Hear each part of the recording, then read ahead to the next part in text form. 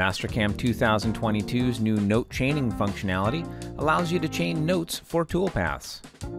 Additionally, chained notes are associative. You can change the font or text as many times as needed, then regenerate the toolpath to reflect changes made to the note. Notes can also be associated to geometry. If the geometry is moved, the note moves with it.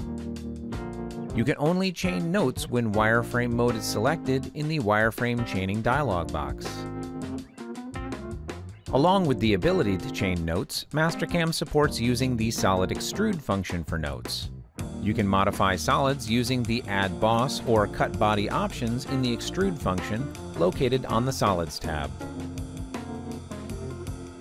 For more information on enhancements to Mastercam, be sure to visit whatsnew.mastercam.com.